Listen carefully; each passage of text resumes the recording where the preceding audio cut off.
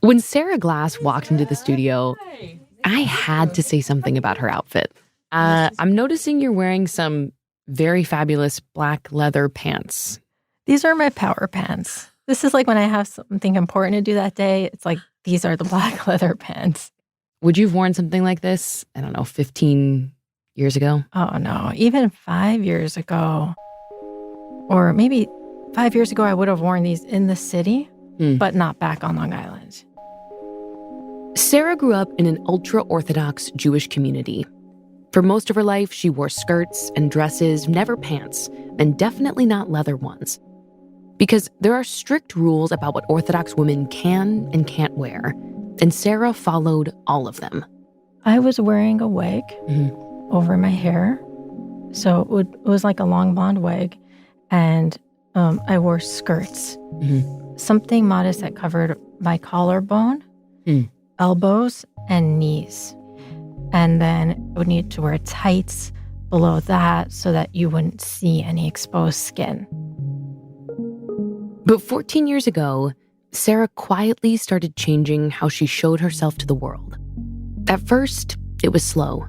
I stopped covering my hair, and I wore my skirts a little shorter, and I was sending like a nonverbal signal that something had shifted. What shifted was that Sara started being honest with herself. Sara's gay, and she was done hiding it. So she started rejecting the rules and beliefs she'd grown up with. And she knew people would notice. I think what I wanted was for them to not make the assumption of heteronormativity or religiosity when looking at me. I wanted them to have a doubt in their minds, and so that they would know that if they really wanted me to be like straight or religious, that would be something they would need to ask me, whether I was or wasn't. As opposed to assuming. Yeah.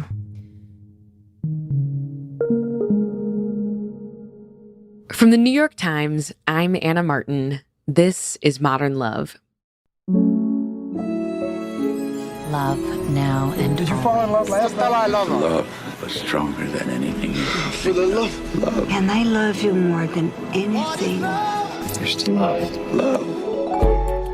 We're spending today with Sara Glass, who wrote an essay about her first love, a forbidden love, with a girl from high school.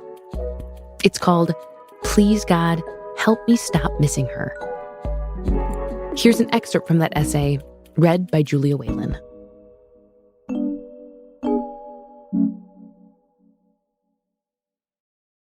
On the first day of 10th grade in Borough Park, Brooklyn, she slung her backpack down near me. Our classmates penciled equations onto graph paper, but she drew on her arm in neon gel pen, Hannah. I rolled up my identical navy checked sleeve and put a ballpoint pen to my own pale skin. She smirked. I wanted to know everything about her. She was from another city where there were no Orthodox Jewish high schools. I don't get this place, she said. I will tell you everything you need to know, I said.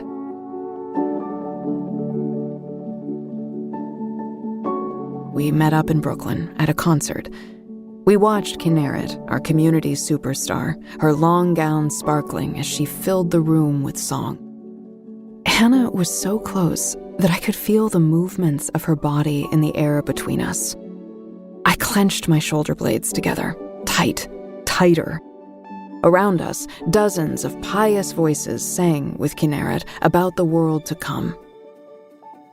Not exactly the appropriate soundtrack for acting on my unholy desires. When the music ended, we watched the crowd disperse onto the streets, a stream of girls and women in modest garb. Want to sleep over? I asked, trying to take the urgency out of my words. Sure. Can we get pizza? In the dim glow of the streetlights, I saw her grin. We created our own concert later that night. A silent orchestra of skin on skin, her breath in my ear, and the pounding of our hearts against each other in the dark. We held each other afterward. I felt her face against mine, her fingers trailing down my back. I wanted to say, I think about you every single day. As the sunlight bled through my window blinds, I tried not to notice the slope of her pale shoulder, the way her dark hair spread over my pillow. This is the last time, I promised myself and God as I slid my leg out from between hers. It wasn't the last time. There were other girls. But Sara saw her desires as unholy, unfaithful. So she shoved them deep inside her, and she committed herself to a life of following the rules. At 19, Sara got married to a man, and she prayed it would fix her. Here's Sara. When I got married to my first husband, I had strong feelings that I really should be with a woman and not with a man. But I wanted to do what God said was right. And so I had made mistakes, but I fought it. I prayed, I fasted.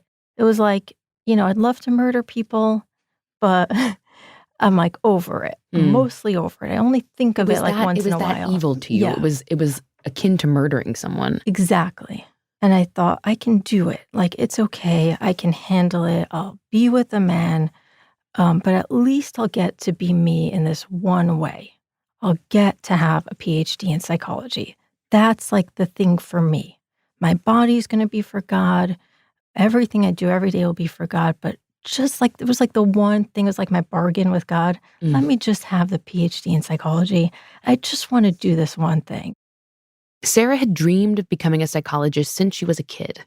She wanted to work with children and with teenagers, but it was very rare for a woman in her community to get an advanced degree. I knew growing up in the Hasidic ultra-Orthodox community, becoming a psychologist would be a battle. And so I went and got rabbinic permission from my rabbi to go to graduate school and get a degree in psychology. But then my husband seemed to disagree with that. And so he went to his rabbi. And his rabbi didn't think that would be a very good idea. And so together they decided I should get a master's in social work instead. How did you feel about going to school for a degree that wasn't really the dream you'd had? I was devastated. I was really, really devastated. It just made me feel completely trapped in a world that I didn't really want. Tell me about what you were learning in this social work program. Social work school was like my first foray out into the real world outside of the ultra-Orthodox community. And I geared up for college like it was a spiritual battle. I had like holy texts in my car. I had a buddy, a religious woman from my block who was like traveling with me to college. We had a plan to study Bible works during every lunch break so that whatever we learned in college, we didn't know what it would be, but whatever came at us in the spiritual minefield of social work school, we would be ready. You could combat it. We got this. And this one day, my professor rolled one of those old VCRs like into the classroom on the little metal stand, and the entire film was all about women dancing with other women and kissing other women, and then men who were wearing nail polish. And I started to get flashbacks of girls I had been with in high school, seeing like the external manifestation of the demon I had been trying to fight for my entire life. It made me really worried that my brain would turn back on to having those thoughts and feelings and that I wouldn't be able to shut it off. And then I started to worry. I was breastfeeding my daughter at the time, and I started to worry, what if these things that I see on the screen go into my milk and then they infect my daughter? And so I raised my hand and asked to meet the professor outside of class and just basically asked to be excused. Was that fear of whatever influence sort of infiltrating your body, was that something faith-based, or was that a personal fear of yours? It was faith-based. We were raised to believe that everything we thought had consequences. Everything we ate had consequences and that everything we thought while pregnant had consequences for our fetuses we were carrying. How did you understand your sexuality at that point? I was trying really hard to be straight. And I thought I had mostly conquered what was an evil temptation. And you felt like, okay, you were trying so hard. It sounds like you had like such a sort of vice grip on these desires, but then this video kind of blasted that open again. Is that true? It was threatening to blast that open again. I had a 1.5-year-old and a newborn, and I couldn't afford to have all that blasted open. What was at stake for you if those desires did come out again? The risks for me were this. If I were to allow that door to bust open, and if I were to allow myself to have all these thoughts about women, I could lose custody of my children. So the stakes were pretty damn high. After the break, it gets harder and harder for Sara to lie to herself. And then she's forced to be honest. That's next.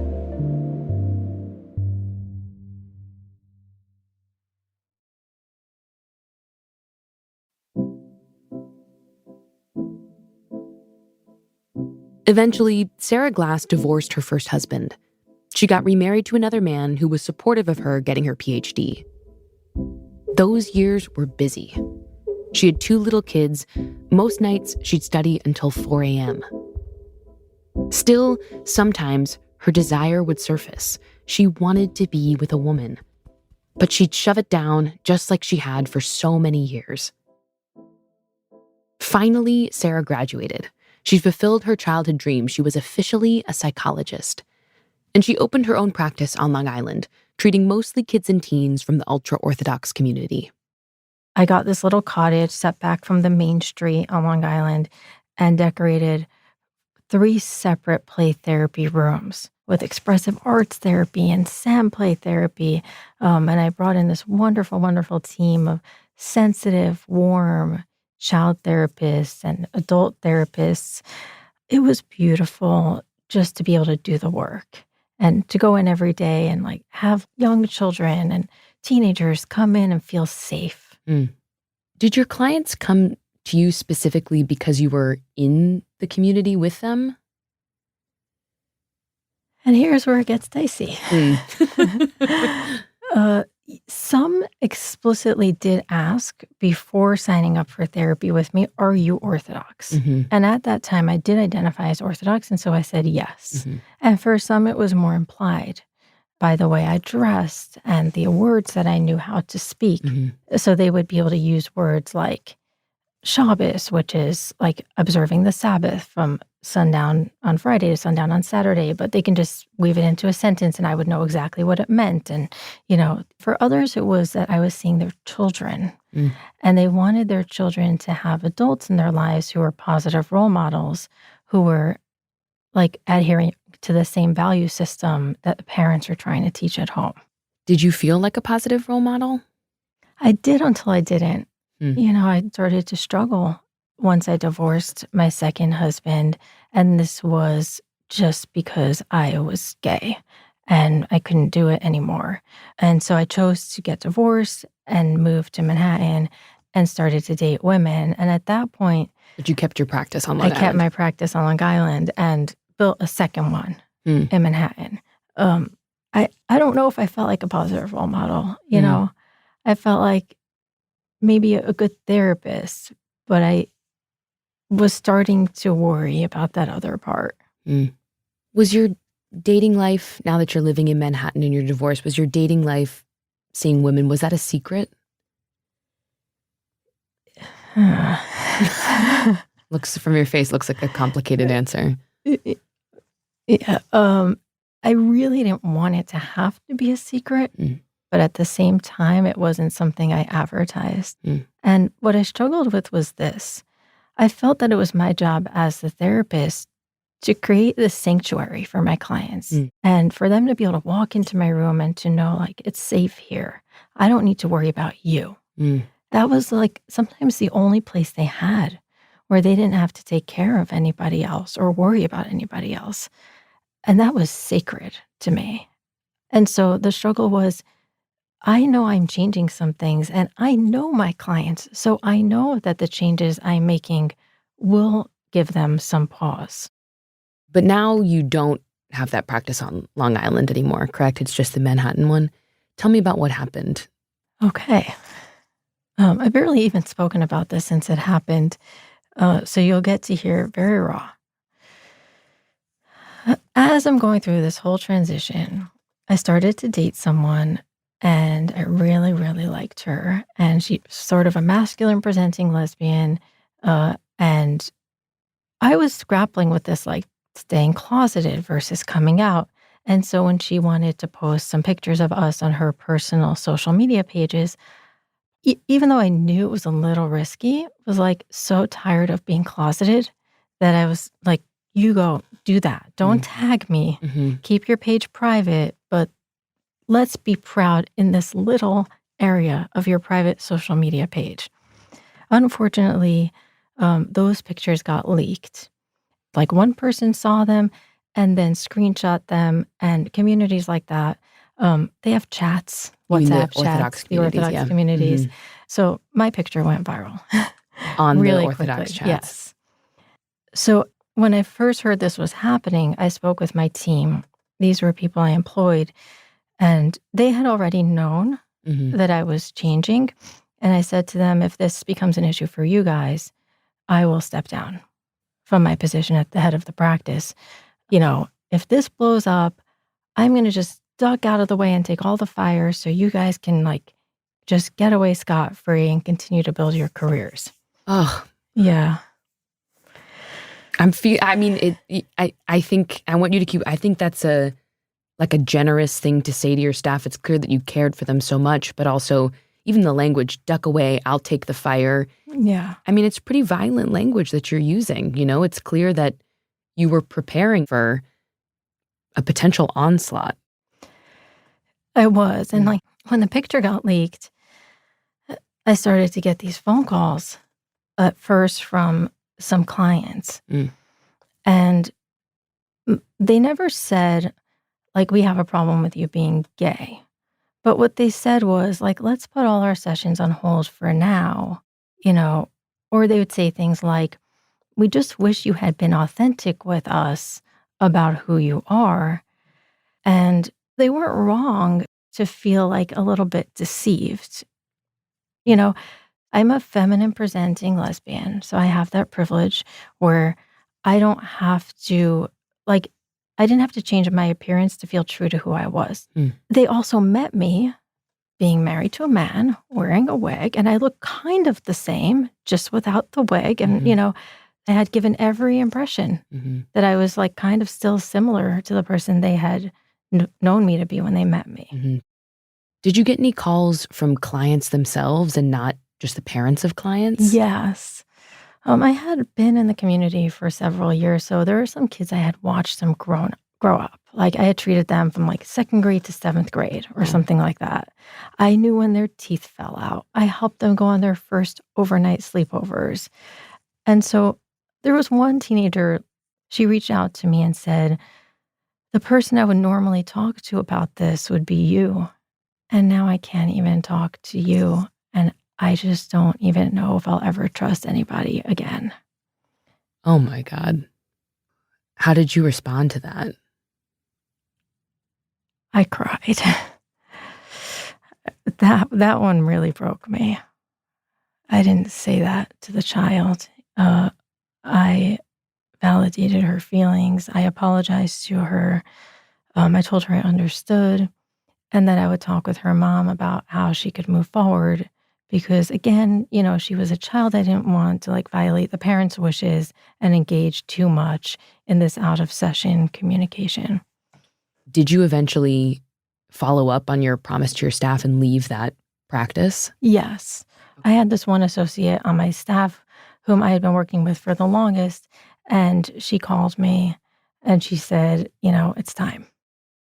And I remember driving around Columbus Circle and I just couldn't remember how to get out of the circle. I was like driving around and around and around, like trying to stay cool on the phone. And pretty much overnight had to shut that practice down.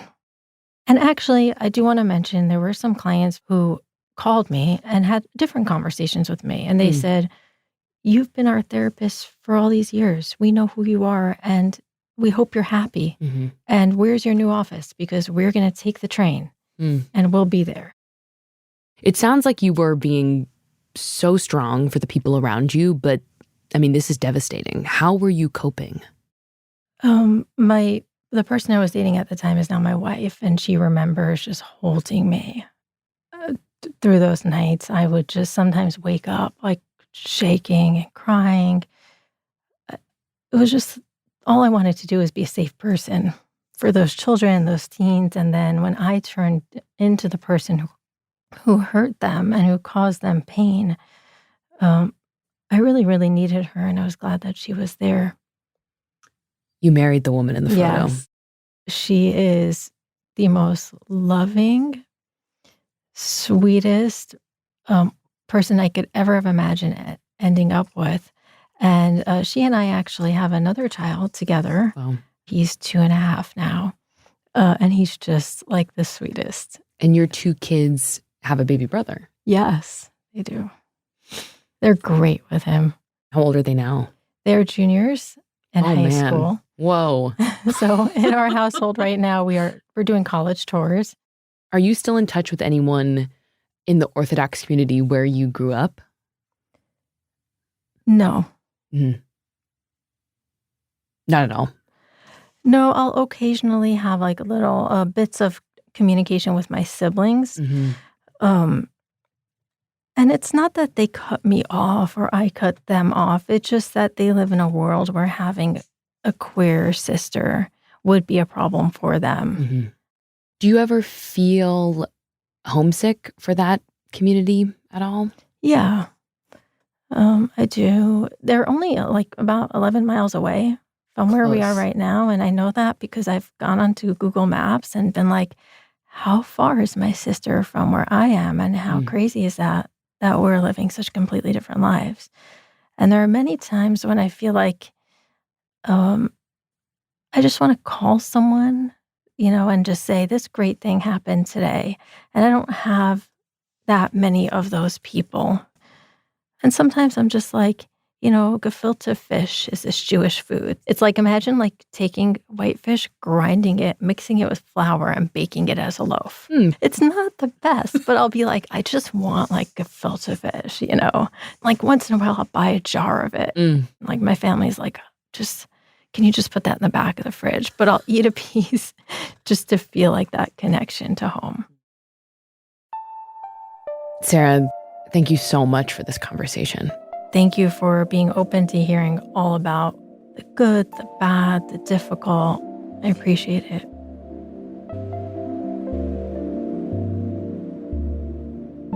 Modern Love is back for a whole new season. Episodes drop every week on Wednesday. Modern Love is produced by Julia Botero, Christina Josa, Elissa Dudley, and Hans Buetow. It's edited by Sarah Saracen. This episode was mixed by Sophia Landman and Corey Schreppel, and our show was recorded by Maddie Masiello. The Modern Love theme music is by Dan Powell, digital production by Mahima Jablani and Nel Galogli. Special thanks to Anna Diamond at Autumn. The Modern Love column is edited by Daniel Jones. Mia Lee is the editor of Modern Love Projects. I'm Anna Martin. Thanks for listening.